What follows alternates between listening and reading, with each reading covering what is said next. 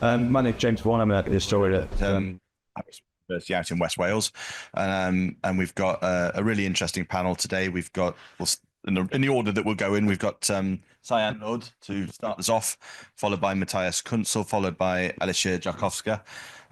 So they're going to speak for about 15 minutes. We were originally, I think, scheduled to have 4 speakers rather than 3. So if they want to take an extra 2 minutes or so, or run a little bit over their allotted 15, that's fine with me, and we should have plenty of time for questions and answers afterwards. So we'll get things underway with Cyan. Cyan's a doctoral candidate in history, Presidency University in Calcutta, India, researching on Jews and Judaizing movements in India. And he's going to speak to us today on the latent anti-Semitism and the perception of Hitler in contemporary India. Starting then, thank you for the wonderful introduction. So whilst there is anti-Semitism in India, although the local Jewish community never recognizes it and they have never experienced it, it's mostly in latent form and more of a political rhetoric, non-violent, that is aimed at other ends. So regarding the numerical significance of the Jews in India, guard them, kind of shields them from this anti-Semitism and grants them a sort of anonymity, as just their population is about 5,000 in a population of 1.4 billion Indians. And there is a lack of awareness about Jews, Judaism, and the Holocaust in India. While it is surprising, while Nazism is studied in most of the state boards, even at competitive levels, the Holocaust is just mentioned in 1 or 2 lines that Hitler killed 6 million Jews and all that. So this has resulted in the popularity of Nazis and particularly Hitler in India. Although recently this has changed with the introduction of Holocaust-focused chapters in the CBSE and ICSE, that is the boards at the federal level, but most of the state boards still follow the old system. So Yael Silliman, who is one of the youngest members of the Calcutta's Jewish community and a noted scholar and women's rights activist, she mentions this. As an Indian Jew, I am blessed and different from Jews in the rest of the world, as we have never faced anti-Semitism. Being Jewish is one of the many identities that I can embrace fearlessly. Regarding the Adolf Hitler's popularity, it is evident in the rising sales of Mein Kampf, which many treat as just a self-help book. It is popular among the youth, just like Karl Marx, Das Kapital. Hereby, Hitler is mostly disassociated from his original historical context as a dictator and a ruthless tyrant, and Hitler is used as an adjective for someone who is stern, authoritarian, compromising, and passive in nature. Atish Tasir has observed that South Asia is a safe area for casual hatred where anyone can easily engage in speech without worrying about the consequences of Holocaust denial and other things. So my presentation will be divided into 2 primary parts. One, I'll explore the pre-October 7 situation, and in another, I'll expose the post-October 7 situation. The anti-Semitism in India is primarily of 3 types, with the Islamic and the leftist ones being dominant, and the Hindu one being now very dormant, but it was there prior to the establishment of the State of Israel in 1948. While the Muslim and Islamic anti-Semitism is primarily based on the Quranic polemics and all those misrepresentation and alterations of them by the ulama to incite hatred amongst Muslims, this interestingly disunites all Indian Muslims, irrespective of their sectarian differences, as has been evident in most of the pro-Palestinian protests, whereby Shias, Sunnis have come together to protest against Israel. The leftist anti-Semitism is primarily in the form more of an anti-Zionism. It mainly aimed at the criticism of the state of Israel, and it equates sometimes with Zionism with Nazism. In the Hindu anti-Semitism, which is now not that much prominent, mainly stems from the works of the Nazi propagandists who worked in India prior to the Second World War and during the Second World War to spread this among the Hindu nationalists. So here I'll talk about this later if I get time. That is Hitler mania. Adolf Hitler related business is a kind of a small scale industry in India where you can find everything related to Hitler, ranging from ice cream, cigarettes, matchsticks, restaurants, and locks, firecrackers, everything. And even there is a kind of competition between producers, both at the Bollywood and even in the regional industry, to get the trademark, the name Hitler, and add it to their films. So it has led to interesting consequences, such as the second poster on the top. Over here on one side, you can see Gandhi's poster, on the other side, Hitler's. It was originally named Prem Hitler, a Kannada film, a romantic film, but due to the same name being occupied by another producer, he renamed it Gandhigiri. Okay, yes, definitely.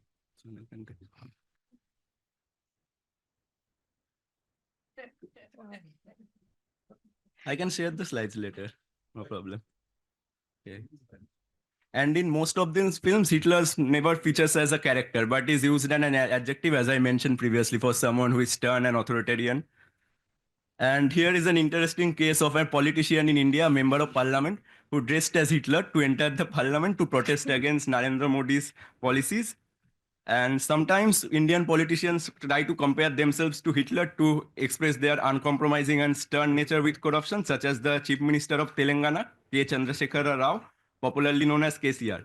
He said, one says KCR is Hitler, another says KCR is dictator. KCR is definitely Hitler for thieves. I want to be Hitler for the corrupt. I don't feel shy. KCR is Hitler to stop injustice. I can even be Hitler's grandfather. And there have been instances of many people being named after Adolf Hitler in India officially. Although the Hitler profiles on social media, there are many. They are not officially Hitler, but this is an interesting case of a politician from Meghalaya, Adolf Lou Hitler Marak. He has been named such, and when asked about in conferences, he said that my parents loved Hitler, so they named me after it. And there are two popular politicians. One is from the center to left, the Indian National Congress Party, who the leader Asif Mohammad Khan uttered during the build up to the 2019 Lok Sabha, the parliamentary elections in India. He tried to dismiss the candidature of his opponent, Aam Aadmi Party's Atishi Mallena. He tried to depict her as a Jewess, so she said that Jews have no place in Indian culture. I believe in Islam. I am a follower of Islam, and a Jew can't lead Muslims. And I am ready to face any punishment for my remark. There are only two flags in the world that are white. One is the flag of Israel, and another is of the Aam Aadmi Party. Being a Jew, Atishi has designed AAP, that is short from Aam Aadmi Party, designed AAP's white flag on the lines of the Israeli one. Interestingly, the Aam Aadmi Party didn't voice any concern regarding the inherent anti-Semitism in it, and tried, on the other hand, to portray their candidate, Atishi Mallena, as a Hindu upper caste Rajput. And in the second instance, Indian Prime Minister Narendra Modi, whom many perceive as to be a greatest friend of Hitler, and no, sorry, not Hitler, Israel, sorry. Greatest friend of Israel, and under whom India-Israel relations have reached great heights. He also indulged in some kind of subtle anti-Semitism during a election rally in the southern state of Kerala. He uttered, Judas betrayed Lord Christ for a few pieces of silver. LDF has betrayed Kerala for a few pieces of gold. He was referring to the involvement of the Kerala Left Democratic Front government in the gold smuggling case. However, in this instance also, the LDF party, instead of uttering the anti-Semitic rhetoric, tried to present itself that we are doing much more for Christians than the BJP is doing in their own states. And in both these instances, this was primarily aimed at the Muslim voters in Delhi, and in the case of Kerala, the Christian and Muslim voters to gain their votes. But both of these cases failed. And the Election Commission of India ignored these cases, as was the Israeli embassy in New Delhi. However, in the post-October 7 cases, India has officially established solidarity with Israel and maintained its stance that Israel's right to defend itself, and also provided humanitarian aid to the Palestinians. And Modi has engaged with both Israeli and Palestinian leaders to arrive at a peaceful solution. Since October 7, there has been numerous anti-Israel and pro-Palestinian protests and rallies across India, primarily by the leftist parties and the Muslim groups. They have resorted to anti-Semitic slurs under the guise of anti-Israel sentiments. There has been the ask for the boycott of MNCs such as McDonald's, Starbucks, and other American companies, as under the guise that it is primarily Israeli company. And this mainly there is a dominance of a simple unilateral narrative in India, that is that views the Palestinians as noble victims of the within quotes Zionist Nazi oppressor regime Israel. And this has been continued since 1948. Also nowadays it's changing, but still. So in the next image here is a tweet by one of the MPs of India. He is Sanjay Raut. He belongs to the Shiv Sena party, which was previously an ultra-right party, but now it has moved to the left of the center. He remarked, Hitler यहूदी community से इतनी नफरत क्यों करता था या अब समझ में आया. This roughly translates as, why did Hitler hate the Jewish community so much? Is this understandable now? He made this tweet in the context of Israel attacking a hospital in Gaza in November 2023. And the Israeli embassy was quick to notice it this time. They complained to the Indian government, and he had to issue an official apology. With just that, nothing more, no more actions against him. And on the right side, there is an image of an Australian person breaking the security cordons to meet the Indian cricketers during an India-Australia match in the World Cup and handing him a Palestinian flag. And on his shirt, you can see the slogans "Free Palestine" and "Stop Bombing Gaza." And here are some of the pictures from the protests a few of the protests that have been held across India. On the top side, you can see a protest organized by the Jamaat-e-Islami in Kerala, where a member of the Congress party was present. He is a minister of parliament, Rajmohan Unninathan. He called Benjamin Netanyahu a war criminal and called for him to be shot and killed without the trial for the atrocities that his forces are committing on Palestinians.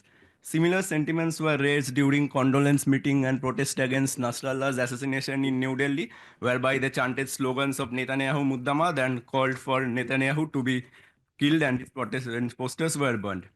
There have been many instances of Jamaat-e-Islami calling for the destruction of Israel, where they claim Israel's attacks as cowardly aggression against Palestinians. Again resorted to the old anti-Semitic rhetoric of Israel being an apartheid and the colonial regime of Israel. And Shia cleric Maulana Kalbe Jawad, he led a joint protest of the Shias and Sunnis in Lucknow in September 2024. He criticized Israel as the biggest terrorist of the world and called for its destruction. So here are 4 interesting images. The image on the top right corner is titled Intifada. The Kerala University, which students union dominated by the Student Federation of India, a leftist students party, they named the fest Intifada and wanted to call it Intifada. And this is the poster with the flag of Palestine totally in the states of Israel and Palestine joint, you can see. And it ran into legal trouble with the judiciary getting involved, and the name was finally changed. On the top right is a protest by some Muslim students of the Farooq College in Kerala, whereby they pasted posters outside Starbucks and McDonald's and said that, caution, your money can fund genocide in Middle East. And in the bottom left, this is a very interesting image. In India, there are many Sufi shrines which engage in yearly pilgrimages, bringing out their deities, even temples, bringing out the deities outside and parade them out of elephants. In the state of Kerala, the image of Yahya Sinwar and sorry, I'm forgetting. Yahya Sinwar was taken out of and placed atop the elephant and paraded through the streets with thousands of people attending it and chanting anti-Israeli slogans. On the bottom left, you can see another image that here the end the genocide and free Palestinian. In this, from the river to the sea, this slogan is kind of common across all these protests in India. And these are a few images from my city, Kolkata, whereby the Islamic and communists have come together hand in hand to protest against alleged Israel's atrocities. And over here, you can see the comments by 2 of the leaders, who is one Qari Fazlur Rahman, who is the leader of the Jamaat-e-Islami, a Muslim party. He said that Israelis are the most cruel and inhuman people. Hence, they are not listening to anyone. They were devoid of any human feelings. That is, this is going beyond anti-Semitism. They are trying to marginalize Israelis and dehumanize them. And Muhammad Salim, who is the General Secretary of the Communist Party of India, he engaged in Holocaust inversion, which is a regular feature in the leftist press in India, that just as Hitler killed the Jews, Israel is killing the Palestinian people today. And these are a few images from my university, Presidency University. This is one of the dominant universities where the leftist students union dominates.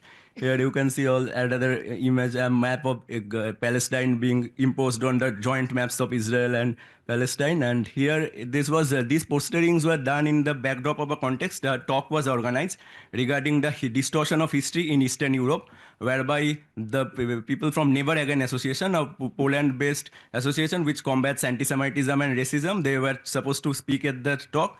And a student stood up and said that, why are you not speaking about anything related to the Israel-Palestinian conflicts? Why aren't you condemning the actions of the Israeli government? The talk was not related to it. Even before they could answer, the student walked out and they mutilated the posters of the association, as you can see in this image. And this was a kind of unfortunate for that case. And with that, I like to brings me towards the end of my presentation. Here, as Holocaust is primarily unknown in India, mainly due to, according to Pushpa's point, as the world was recovering from the horrors of the Holocaust and understanding it, India was in itself undergoing another painful partition violence with too much death and gore involved on one side. Hence, Holocaust is not that much given importance. While Navraz Afridi has said that the relevance of Holocaust remembrance is very important in case of India, and it can serve as the perfect case study for mass violence studies for Indians, whereby they can retain their objectivity and understand about this. And as a result, the latent anti-Semitism in India is largely overlooked and is absent from most of the reports of anti-Semitism published by major organizations such as Reuters in the post-October 7 scenario. And regarding that, I would argue that the only way to combat this anti-Semitism is by increasing the knowledge about Jews and Judaism through the education, starting from the primary level. And there are currently very few institutions in India, such as O.P. Jindal Global University in Sonipat, My University Presidency, and Jawaharlal Nehru University in New Delhi, which offer courses related to Israel or Judaism. So there needs to be more such courses. And with this, I'd like to end my presentation with this interesting image, whereby Hitler has been superimposed on a 19th century image of a Bengali Babu drawn by Kalighat Potua painters. These paintings were mass-produced paintings for primarily consumption by the lower class people in Bengal. Here you can see the Hunken cross in Hitler's locket, hands, and even in his shawl in the bottom. So that brings me towards the end of my presentation. Thank you. So our second speaker today is Matthias Kunzel. I'm sure many of you are familiar with his work. He's been a political scientist and historian based both in Germany, worked in Israel as well, I believe, and probably a fair few other places as well. No, only Germany. Right, only Germany. Those of you who haven't purchased his book, or most recent book, I think it's available downstairs, is it not? In the on the book stall, which is on Nazis, Islamic anti-Semitism, and the Middle East, published with Routledge last year, and in combination with the centre that organised this conference as well. And I picked up my copy last year, so if you haven't bought it yet, then I can strongly give you a personal recommendation for it. Matthias is going to talk to us today on the topic of hunting Jews, the radicalization of anti-Semitism since October the 7th. Okay, good afternoon to everyone.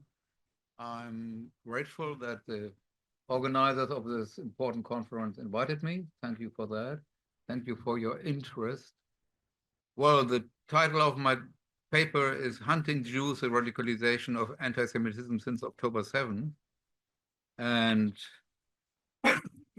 I believe in the power of the word, so I have no preparation for a PowerPoint, but we'll just talk. On October 7, Hamas and its collaborators murdered almost 1,200 innocent people, often in a sadistic and barbaric manner. In relation to the history of anti-Semitism, the massacre of October 7 can perhaps best be compared with earlier pogroms, for example, those in 1903 in Kishinev in Russia, in 1929 in Hebron, or in 1941 in Baghdad. In all these cases, Jews were also horribly tortured, raped, and abused. There have been no such bloody outrages in Europe since 1946. Why? I suspect because the crime against humanity of the Holocaust was still fresh in people's minds. Pogroms were frowned upon due to their temporal proximity to the Shoah. But this taboo fell away on October 7, partly because of the mass applause that instantly greeted this massacre across the Western world in lecture halls, at demonstrations, and on social networks. It has become clear that what could be best described as the post-Holocaust phase of history is over. The murderous hatred, the willingness to kill Jews is back. Once again, there are hunts for Jews, like last year in Amsterdam or the year before in Dagestan. Suddenly, we see again the blood-red marking of houses where Jews live. In my first part, I would like to recall these three events: Dagestan, Amsterdam, and the spread of the Red Hamas triangle. And in the second part, I would like to say a few words about the role that Islamist Muslims play in this. Let's start with the Russian Republic of Dagestan. In October 2023, a mob of 1,500 men stormed Dagestan's main airport to prevent the arrival of Jewish passengers on a flight from Tel Aviv. The plane was besieged with shouts of death to the Jews. For its passengers, it was, quote, 4 hours of horror.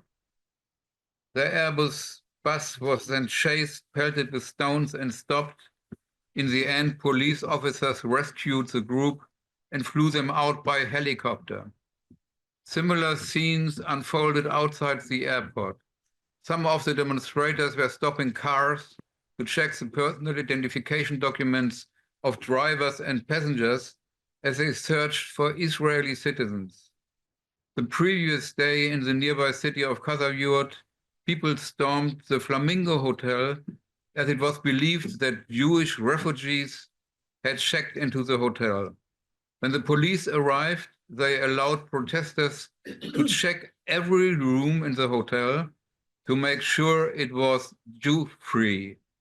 After this, a message was posted outside the hotel prohibiting Jews from entering.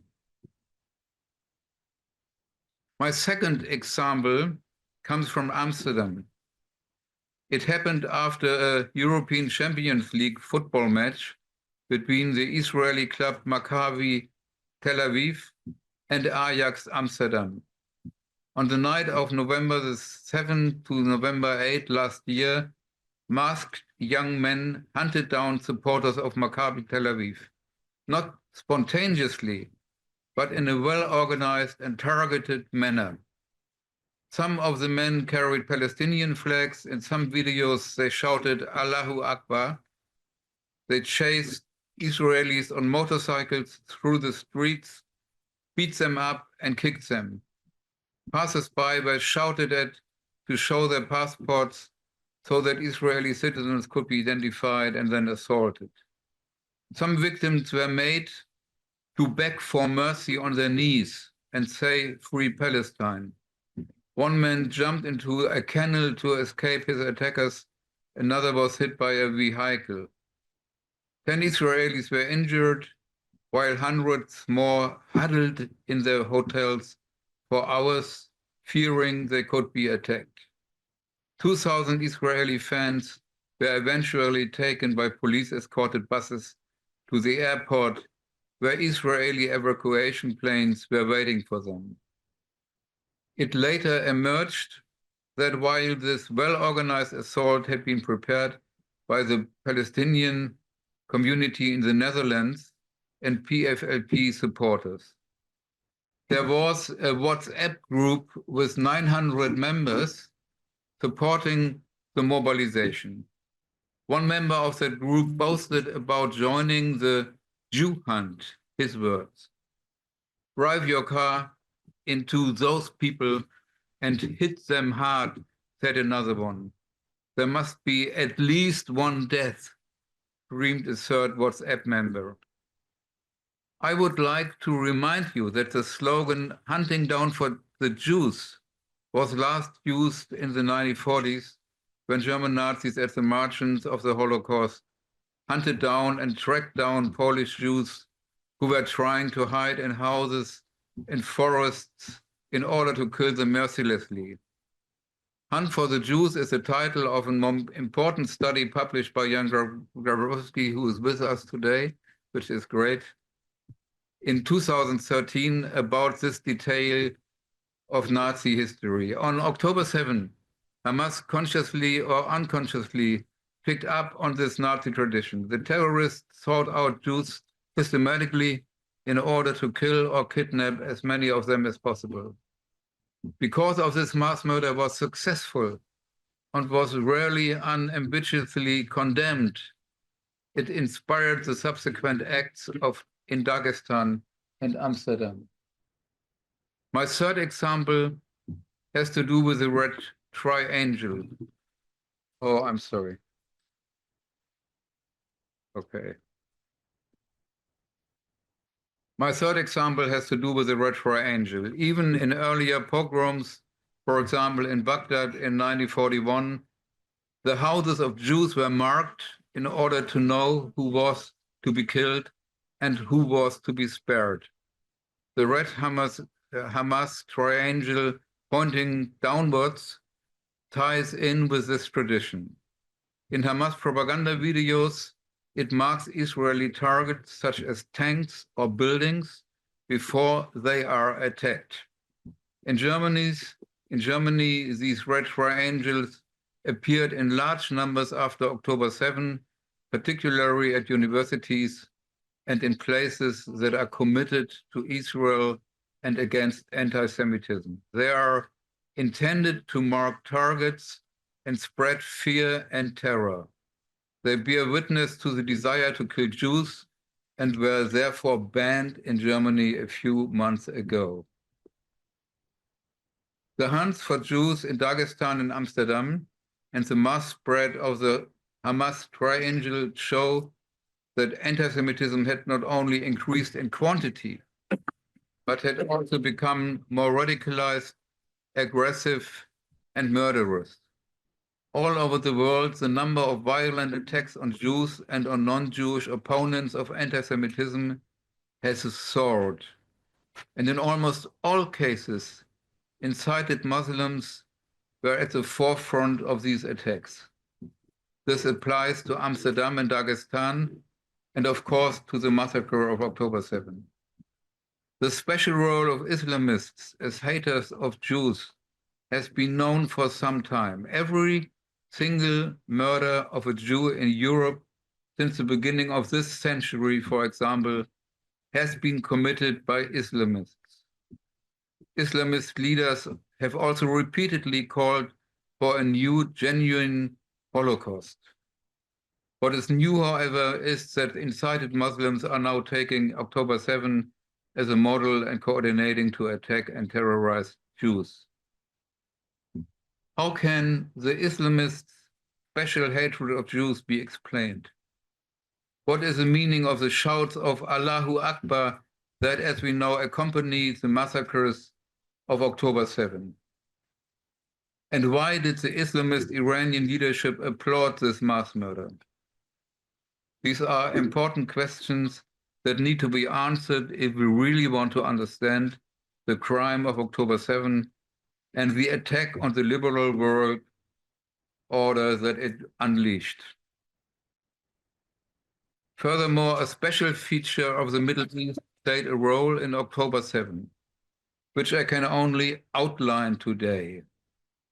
That is the Nazification of the Middle East conflict that began in the 1930s and still shapes the behavior of Palestinian leaders to this day. It was no coincidence that the Hamas terrorists on October 7 behaved like Nazis in Poland did 80 years ago.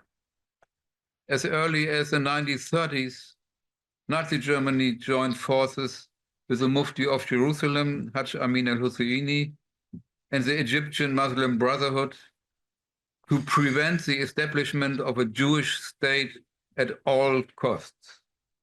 They turned the territorial conflict over Palestine, which was resolvable, into a war of worldviews between Judaism and Islam, which was insoluble and in their minds could only be ended with the total victory of one side over the other. They misused Islam and established a reading of the Quran that was exclusively anti-Semite. The radio, a new medium at that time, played a decisive role in the brainwashing by Nazis and Islamists. The Arabic language radio broadcasts from Zesen, a town near Berlin, with which Goebbels bombarded the Middle East every evening between 1939 and 1945, combined the hatred of Jews from early Islamic sources with elements of European anti-Semitism. My friend and colleague Jeffrey Herf analyzed the content of these broadcasts in his path-breaking study, Nazi Propaganda for the Arab World. For this Arab world, the 6-year period of mass brainwashing proved to be a caesura that divided the history of the Middle East into a before and an after. While in 1937 proposals for compromise still found a sympathetic ear in the Arab camp, a few years later this was no longer the case. Moreover, there is a special feature of the Arab world.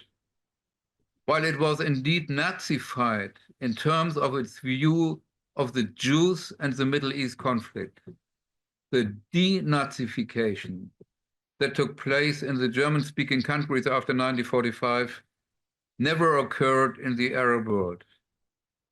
Nowhere else have Adolf Hitler and the Holocaust been so openly defended after 1945 as in that region.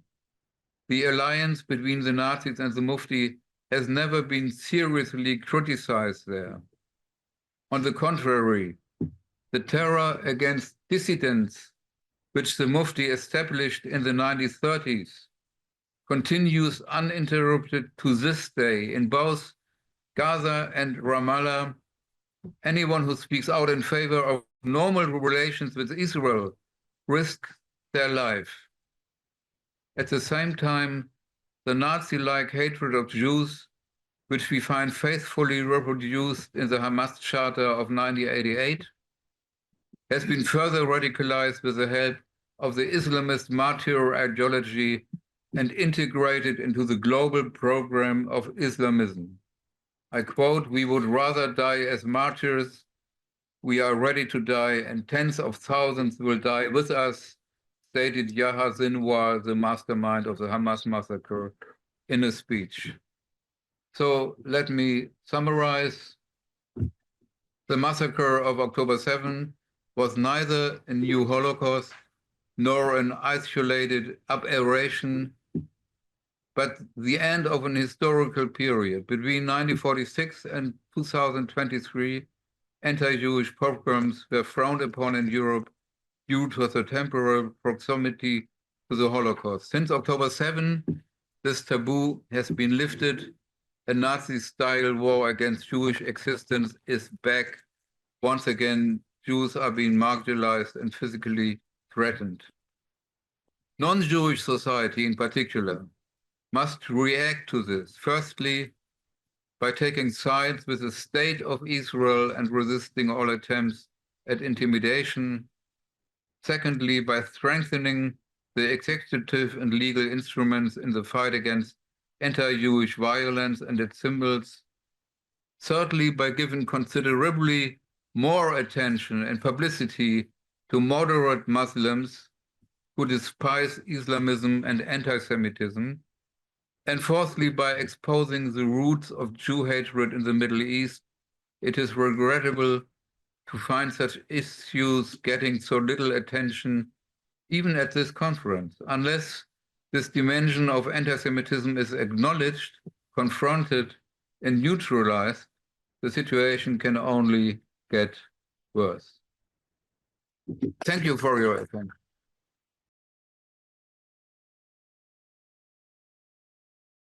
We've got plenty of time for questions, and I saw a hand go up straight away. So I have two questions. One to Dr. Künzel. I will start with this one. Importance of anti-Semitic feelings among Muslim populations is something I sort of know about, but indeed we read much less about. And where do you think is this reluctance to study the problem coming from?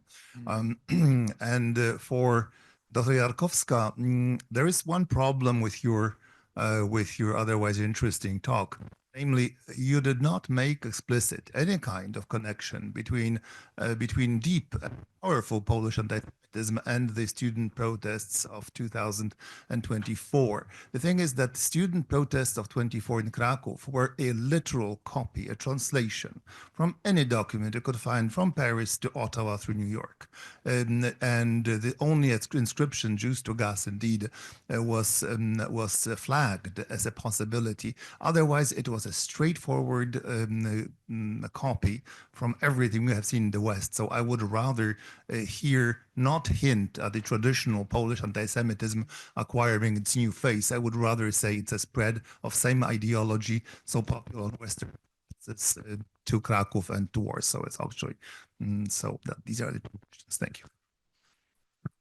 Matthias, do you want to take the first one and then we'll come across to him? Okay, well, thank you very much for the question, which is an important one. What is the reason for the reluctance to study Islamic anti-Semitism?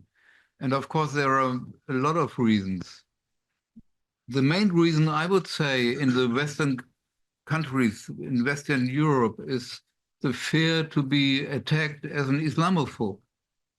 So it's a very successful campaign which started in Tehran some years ago to accuse people who are critical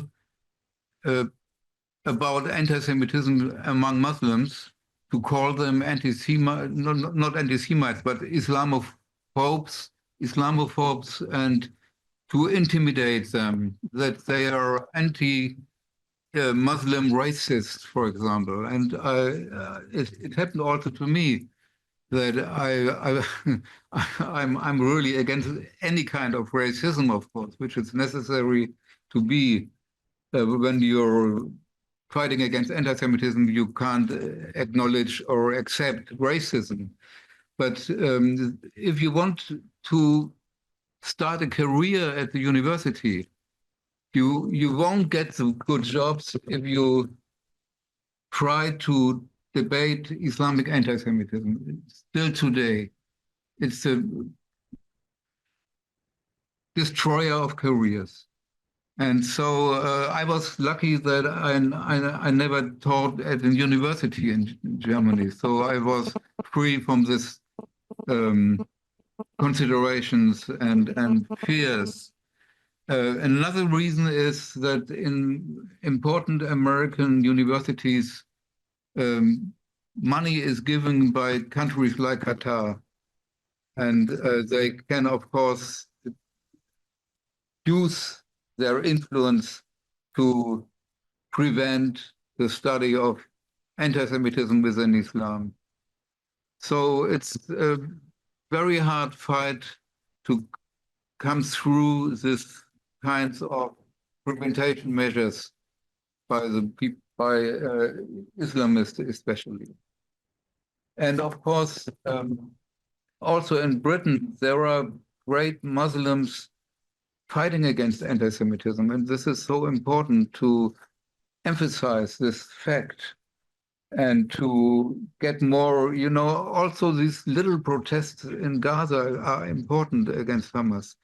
And I miss interviews with people from that brand, and media should be more concentrated on those moderate Muslims who themselves are fighting against anti-Semitism. Just a second. Yeah, thank you very much. I agree. I should point it out about it was copied, yeah, as you mentioned, like it was similar that it was in other cities, in New York or London. I agree. Okay, I agree with you. Definitely, it should be mentioned by me. But I think also there is a connection with the patterns, with or resentment of the Holocaust. I think some of us realized what had happened after that kind of protests, with the memory of the Holocaust, with like just the gas, and also when talking with the students, with common people, like they were talking or discussing about the Holocaust, about what had happened during the occupation, about the Auschwitz-Birkenau, don't have the same like it's in India, that we have films or that huge scale of the problem. But I think it rises the pre-war and war Polish-Jewish relations. But I think that there is a connection with that when we're thinking about the anti-Jewish or anti-Semitism. I had a question now, and then I'll. Comment. It's more of a comment.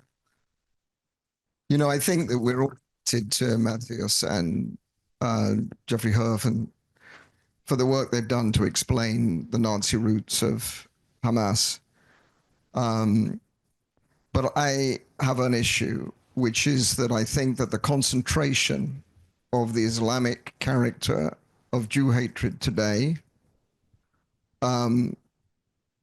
takes us away from understanding that Jew hatred and anti-Semitism are central to the social convulsions that are completely endemic to the world imperialist system. It's a world question. It's a class question. For example, the role, it was the British who appointed al-Husseini as Mufti, and it wasn't the Hebron, and could talk about the other pogroms which he oversaw, civilly encouraged by the Mandate authorities. Britain, I'm going to be able to speak to this more tomorrow. I'm giving a talk tomorrow, but Britain actively, militarily, was involved in the invasion of the fledgling Israeli state. There was absolutely no criticism by the democratic imperialist countries. On the contrary, they actively aided the White Army's counter-revolution attempts in Russia, responsible for the greatest massacre of Jews in history, only surpassed by the Holocaust. The democratic imperialists treated the Holocaust survivors is, well, and we'll go into that more second. I thought it was very good that we had the talk from India. The BJP and Congress are the two main capitalist parties, the Indian ruling class, and they are both Jew haters, as we do. Sorry. Thank you. So you leave off the hook both the right-wing capitalist parties, but also the Congress and the left. And that is true also in Britain. I don't have time to go into it, but it's the most liberal, left liberal government in British history was the Attlee government of post-war Attlee government, which was responsible for a Jew-hating anti-Israel policy throughout its period of office. Third, you let off the hook the absolutely central Jew-hating character of the Stalinist counter-revolution in the Soviet Union. This was not our topic today. Okay, but if you don't speak to this, if you don't speak to this, you mentioned, for example, the place of the PFLP in the Jew hunt in Amsterdam. Stalinists, a son and daughters of the Stalinist counter-revolution in the Soviet Union. The CPI and the CPIM in India, sons and daughters, the people who lead the pro-Hamas demonstrations in this country, sons and daughters of the Stalinist counter-revolution, and of course Stalinism engaged in the Stalin-Hitler Pact, the Doctor's Plot, everything else that we know, effectively the pogrom of the Soviet Anti-Fascist Committee. And if anybody knows that more than anybody else, it's the Polish people, the betrayal of the Warsaw Uprising by these self-same people.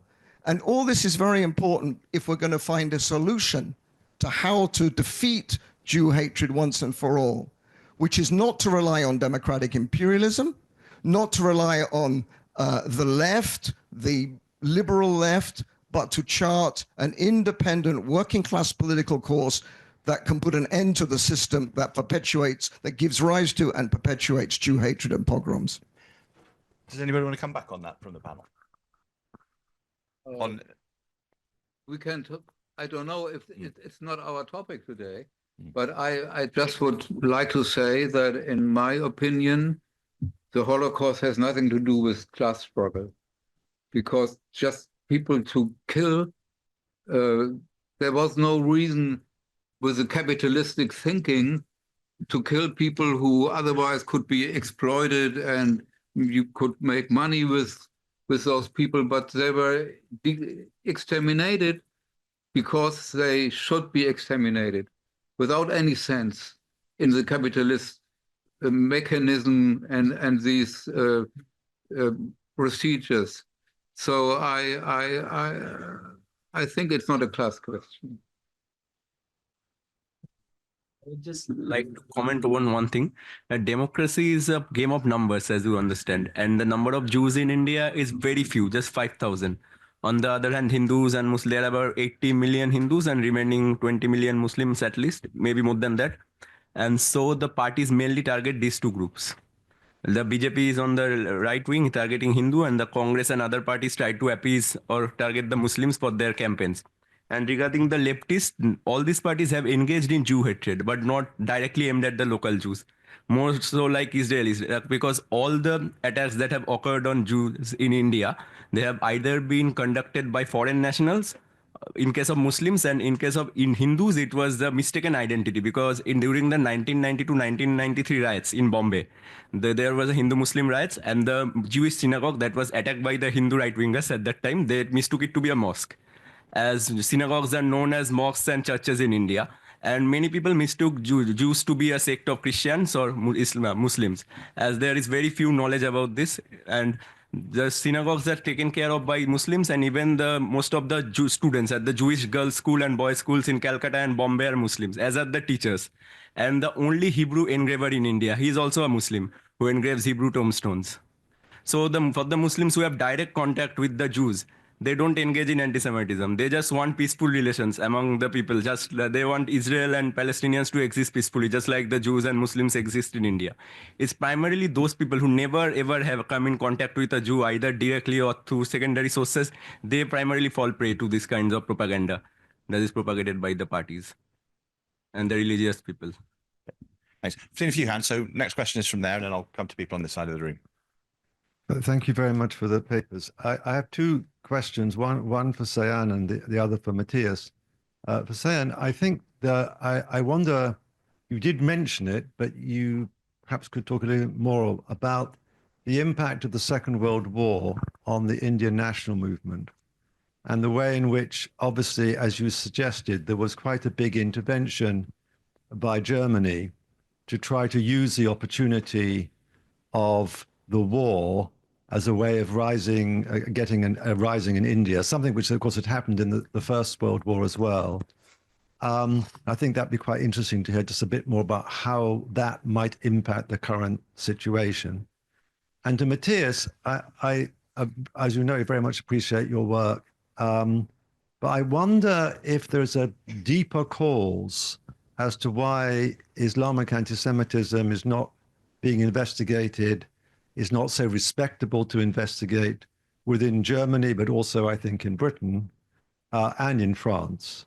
And that is because of the development in the 19th century of Orientalism, which rather romanticized the Middle East, particularly the Arab world, Islam, which laid a kind of basis for a series of studies which were not politically correct in the words we might think of today, not woke in that sense, but nonetheless were quite rooted in a particular perception that the East had been corrupted by the West, that the real Arabs and the real Muslims lived in the countryside, they were the Bedouins, and the Levantines were the corrupt consequences of colonial and Western intervention. And I wonder if that sort of 19th century discourse still actually has an important impact on Islamic studies today.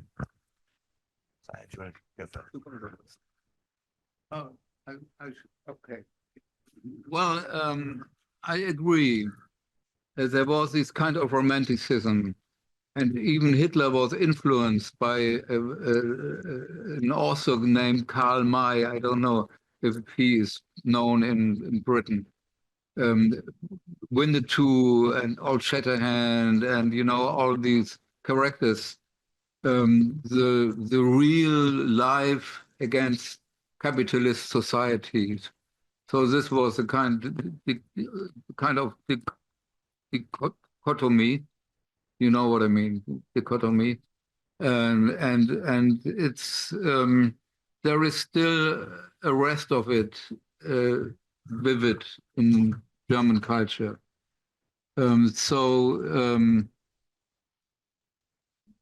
This is one of the reasons on the broad mass level that there is a kind of still existence of Orientalism to try to put the situation in the Orient in a golden light and so on and so forth. But it's not the main reason why this topic of Islamic anti-Semitism is avoided.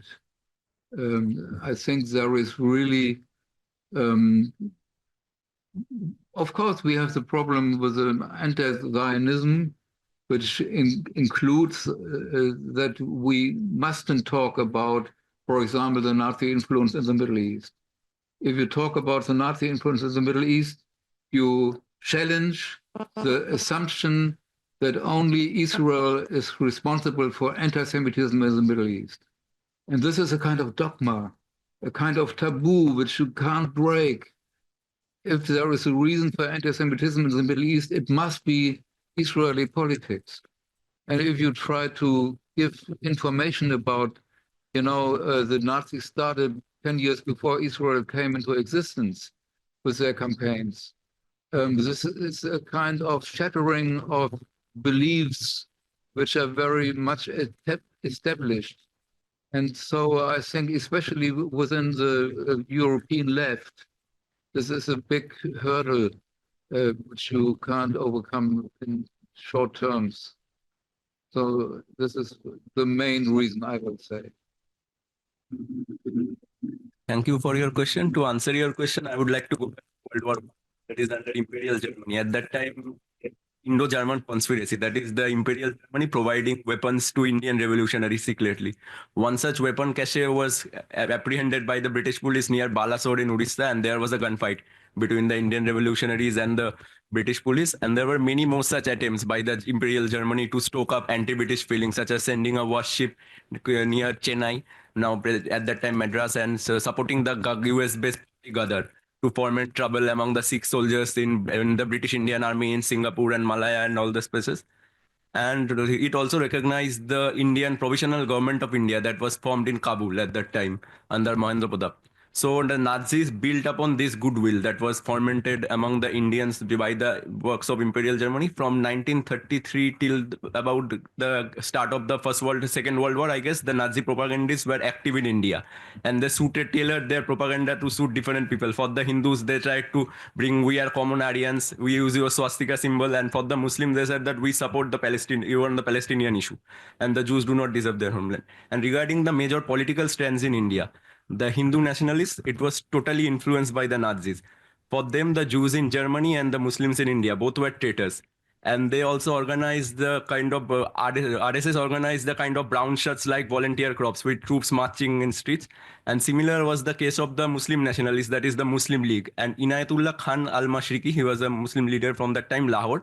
He actually made the Khaksar cadres, that is like brown shirts, similar. And in a session of Muslim League conducted immediately in the aftermath of the Kristallnacht, the Muslim League leaders, they actually praised the German Nazis for carrying out this kind of attacks on the Jews. And one of the leaders, he proclaimed that in India, the real Jews are the Hindus and British, and they both are sons of Shylock. And for the Muslim League anti-Semitic, this was also too much. And the leader, Jinnah, he actually admonished the person for engaging in these kinds of controversy. And among the Indian National Congress, the mainstream party of India at that time, there were differing opinions.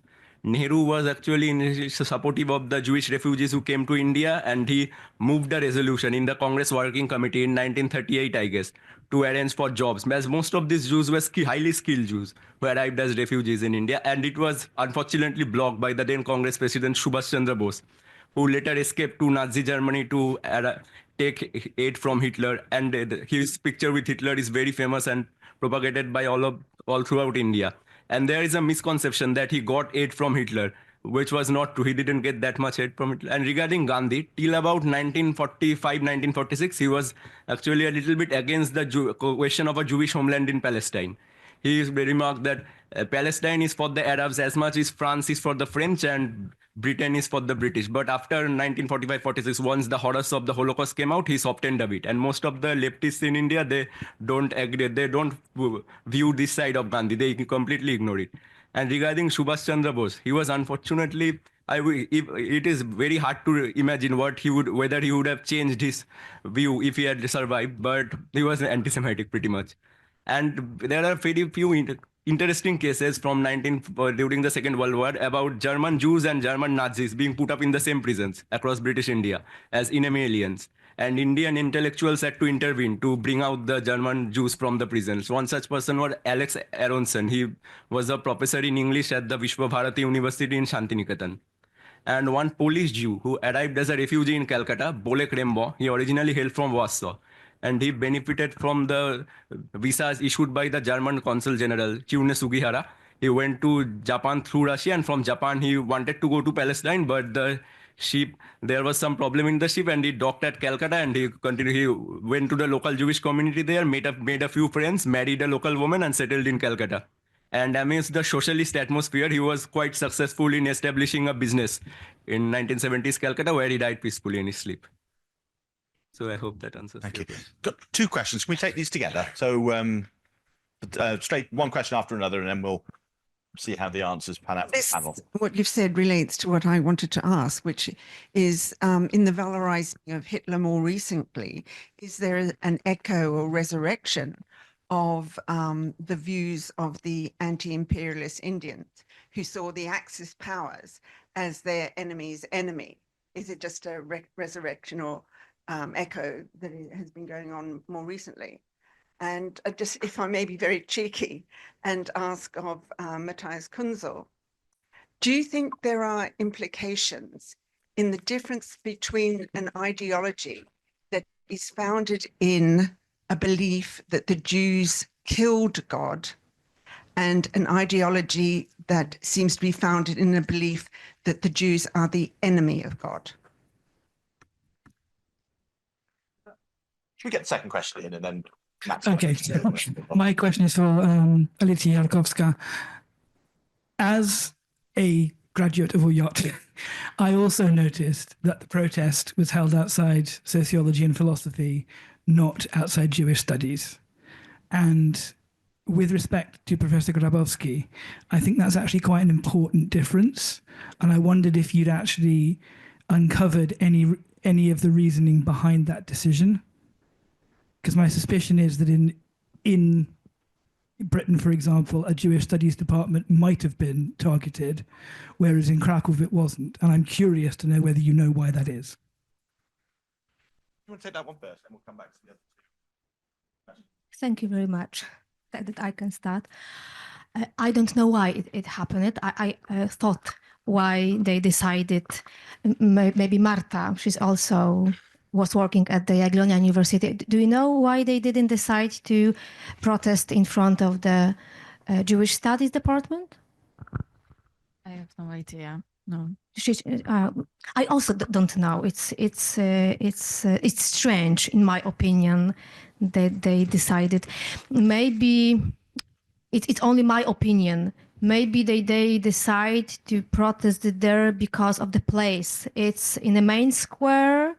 It's a very popular, where there is a lot of tourists, for example. So, and it was really easy to recognize where people were. But as I mentioned, it's not so. It wasn't a huge group of protesters. It was about 20 people.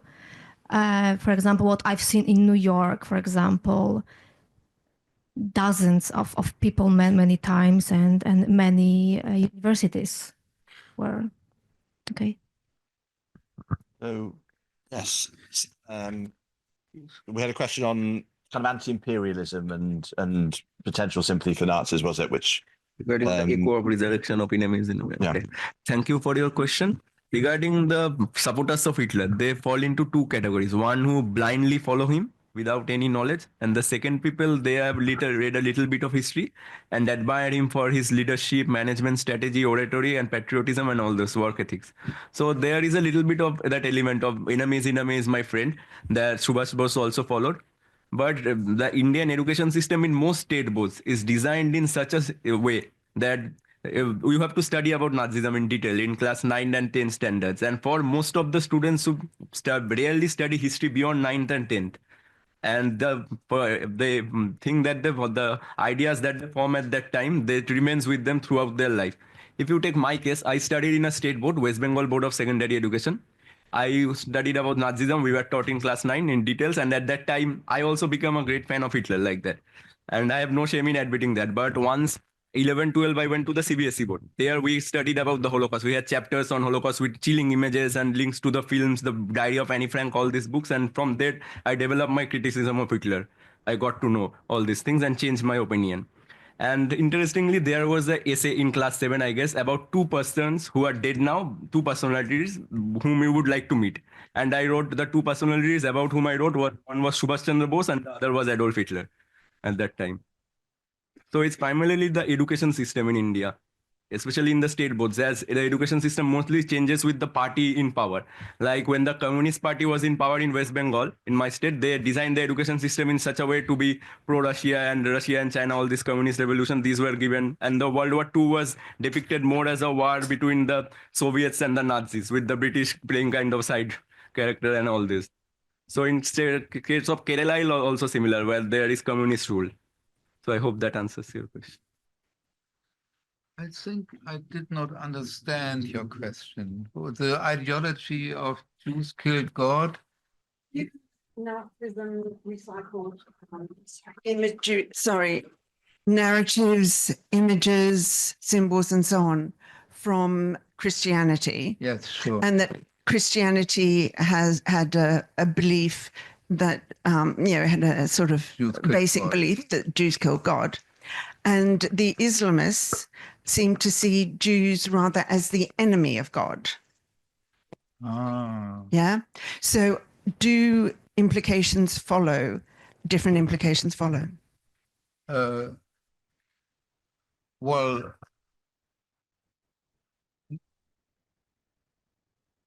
in the Islamic tradition, it's theology and Islamic theology, and so because I don't think that there are any theologians up there. No, I agree. I think you can't say that in the Muslim community, people think that Jews are enemies of God, because this is a special interpretation. You find in the Quran both possibilities. Some verses are in favor of the Jews, and other verses, more verses are against the Jews. And it was achievement also of Nazi ideologues that the Quran was interpreted only in the anti-Jewish way, beginning in the 30s and 40s. And so the other aspects of the Islam was not mentioned, which is terrible because since then, the developments in Medina in the 7th century became a kind of pattern for the whole history of Jews in the world. They wanted to kill the Prophet Muhammad, and since the last 1500 years, they tried again the same, and today they want to kill Islam and want to get rid of the Muslims and so on and so forth. Of course, paranoid, but it has some effect. And so it's necessary to understand that in the same way as Nazis tried to radicalize the Christian antipathy against Jews, that the Nazis also tried to manipulate the elements of Islam which are against the Jews in order to radicalize these elements. And they were quite successful in this. And so we really have to deal with religious interpretations. And it was very interesting when the Abraham Accords was made.